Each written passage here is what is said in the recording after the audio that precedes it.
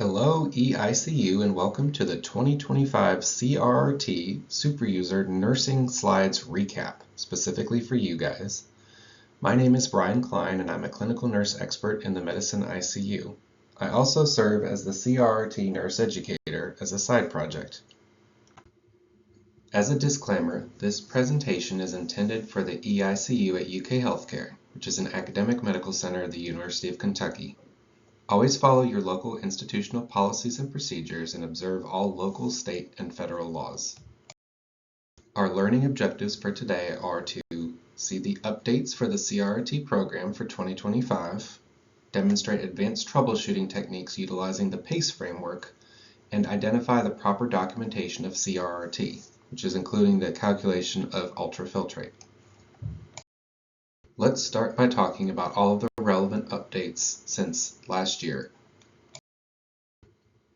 One topic that's been on the forefront of most people's minds is the IV fluid shortage.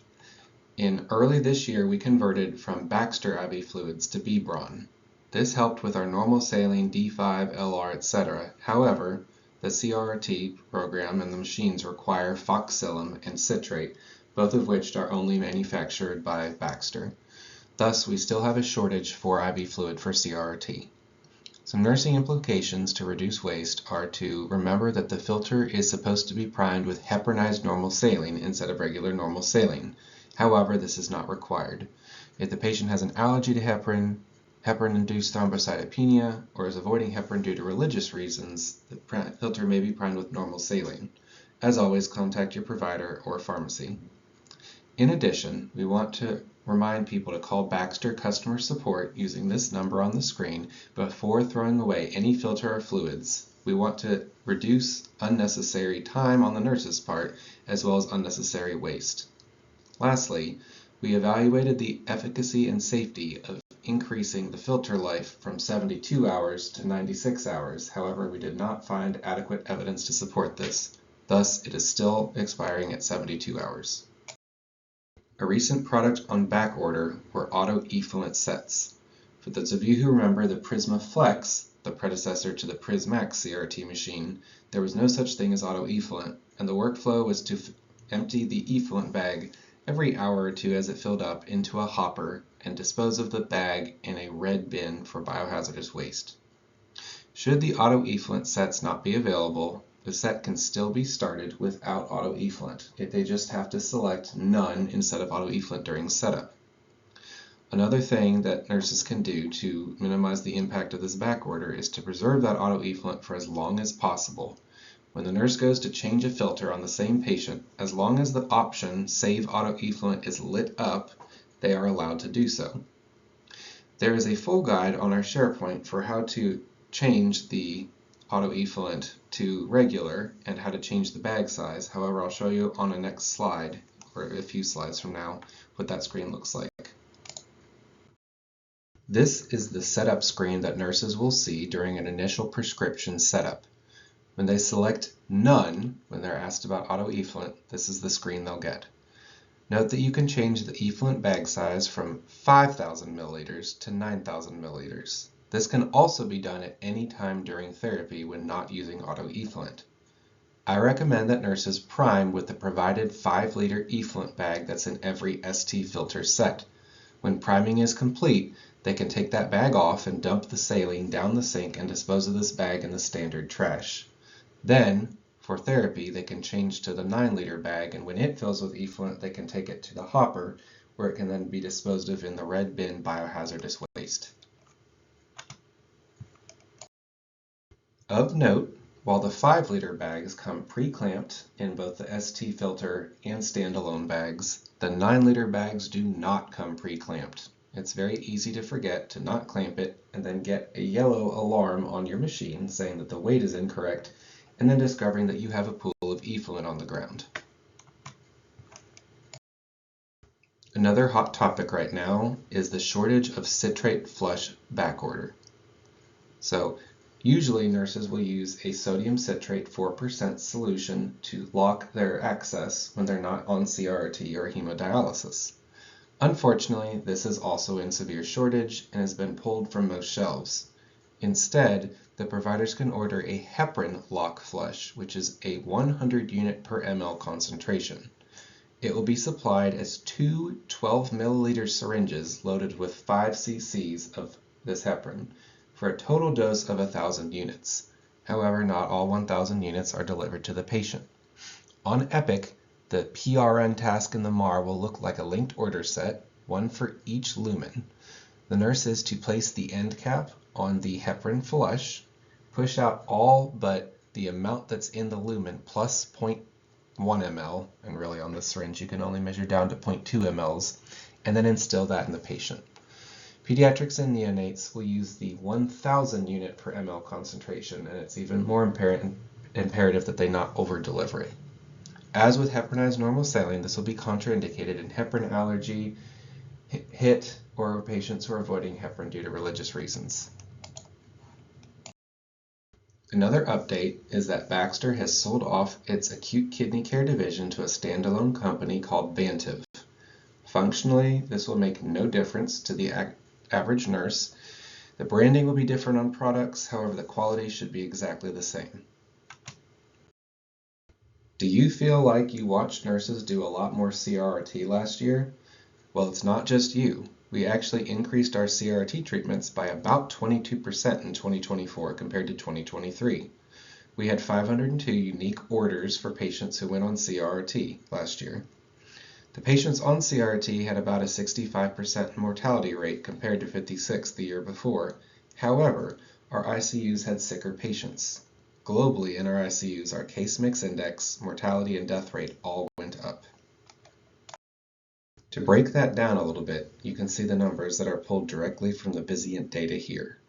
On the right-hand side, you can see our outcomes for patients on CRRT in 2024. About a third of them were alive at discharge. About a third of them died greater than 72 hours after initiation of therapy. The part that we try to reduce the most is the red section right there of patients who died within 24 hours of starting CRRT, which is roughly 19%. These are patients that were probably not going to benefit from CRRT anyway, and we put them on a therapy that was complicated, expensive, and has additional risks. Our quality improvement team is always looking to decrease unnecessary treatments such as this. Another update is that we completely redid our CRRT documentation guide from the ground up. I'll talk about this more in a future slide, but here's some examples of pages right here. This can be very useful to you in the eICU because this is one of the more commonly requested pieces of knowledge from our bedside nurses, as well as troubleshooting. An update in the last 2 years was the switch from our HF series filters to the ST series. These came in September of 2023. The difference between the ST series filters is that the membrane is supposed to have a higher level of adsorption of medium-sized solutes. The membrane is still negatively charged, which is supposed to enhance filter life. Functionally, nurses again should see little difference. The max life is still 72 hours, and we want to prime it with heparinized normal saline. Heparinized normal saline will come from pharmacy, and there need to be 2 bags for adults on filters that have the volume that require it. In pediatrics, they often send an extra bag, but it's usually not necessary. The concentration for adults is 5,000 units per liter, and for pediatrics, it's 4,000 units per liter. An update to the CRRT machine order form soon is going to be that it includes a third option, exchange for new machine. Nurses must use the order form to obtain a CRRT machine. They can place it in Epic under any provider under the order CRRT machine. If the patient does not get their CRRT machine within 30 minutes, the nurses may then call Agility, but they have been instructed not to deliver any machines without an order from Epic. Blood leak detected is not new, but the incidences went up slightly with the ST series filters. And I can't tell you scientifically why. However, it's more of a thing that we have to do now, so it's good to review it. If this happens, the nurse must first look at their effluent fluid in their effluent bag, and if it looks like blood, they stop, take the set down, and do not return the blood to the patient.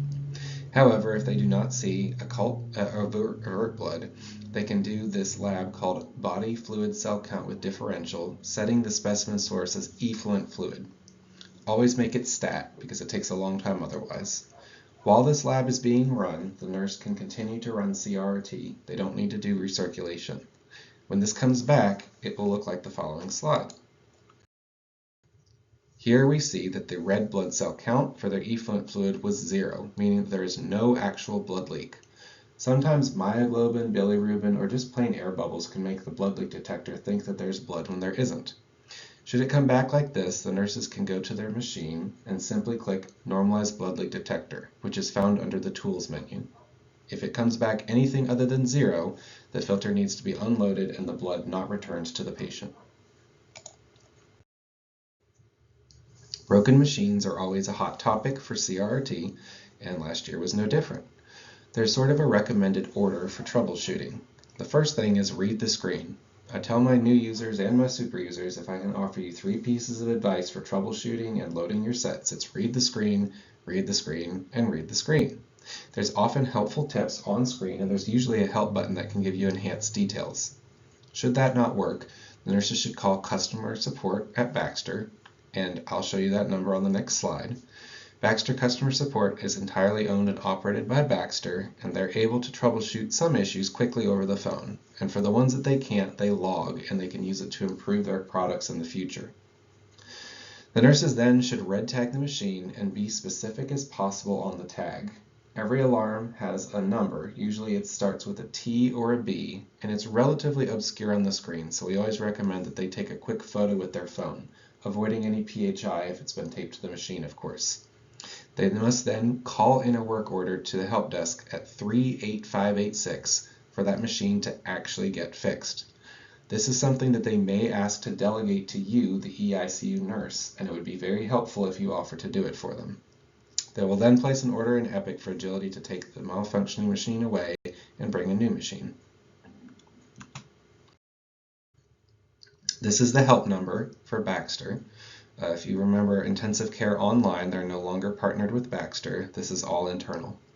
This is on a sticker on most of the machines if they haven't been pulled off, and we always recommend that nurses put it in their cell phones.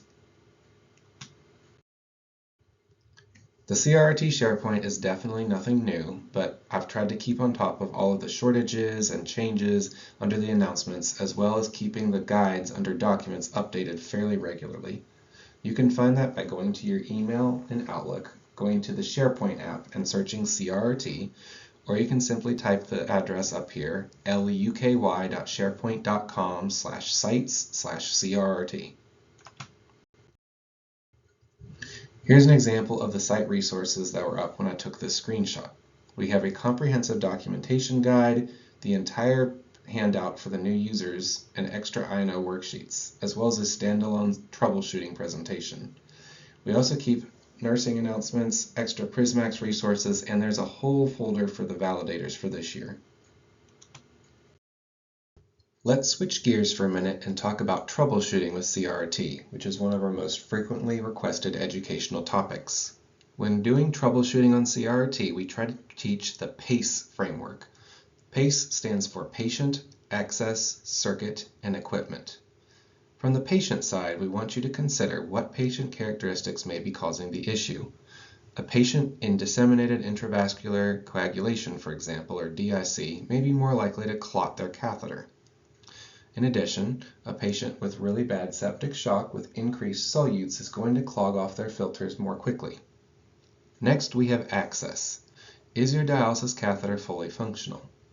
Nephrologists really wish that primary teams would utilize the Kidney Diseases Improving Global Outcomes, or KDIGO criteria, which are admittedly a little bit dated as they were published last in 2012.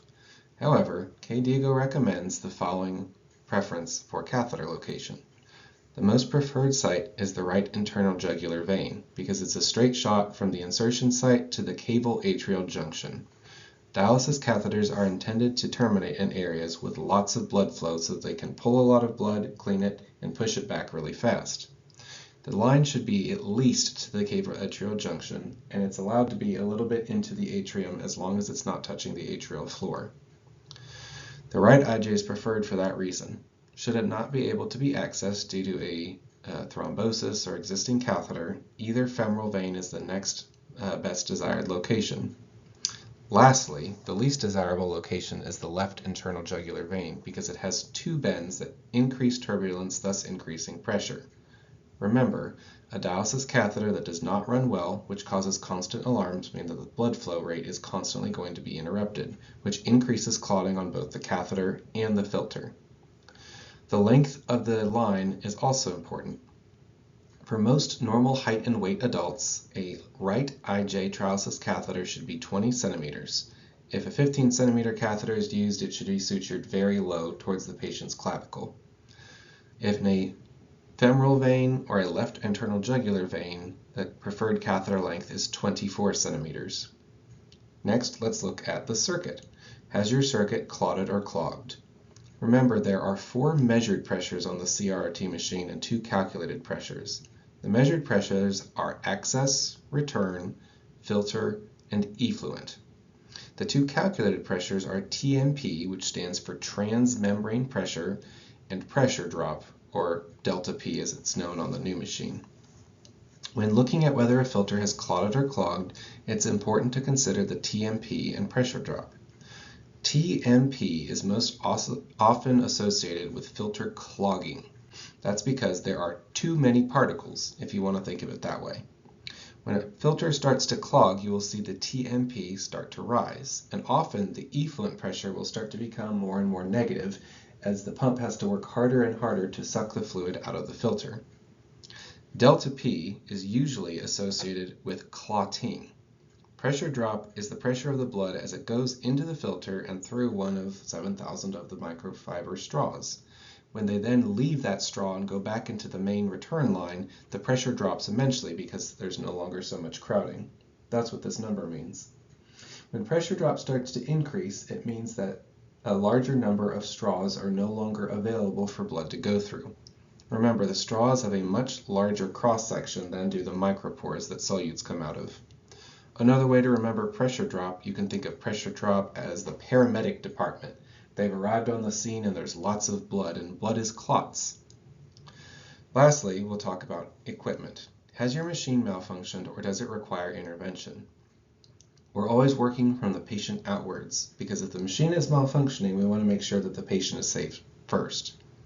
If the machine has malfunctioned, of course, we have our Baxter customer support line, and if it needs to be taken out of service, we already talked about the process for that. There's lots of alarms that can occur on CRRT machines, and to go through all of them right here would be a little overwhelming. We have created a complete standalone presentation that's linked on the PDF that we've given to your manager, and it's also under the documents on the CRRT SharePoint. Documentation is always a hot topic with CRRT because, admittedly, it's pretty complicated and not exactly intuitive. Rather than going through all of this in the SuperUser course, though, I've made a standalone video. We completely redid that documentation guide from the ground up, as I mentioned earlier, and it can be found on the SharePoint or by clicking the direct link, which will be available in your PDF. The actual video in its full narrated form is a little bit long, about 45 minutes. You can listen to it at 2 times speed if you like, or you can go directly to where you're having issues. It's meant to supplement the one that we have on the SharePoint. It's definitely not something that we just sit new users in front of and have them watch the whole thing from front to end. You can click this link to go directly to that YouTube video.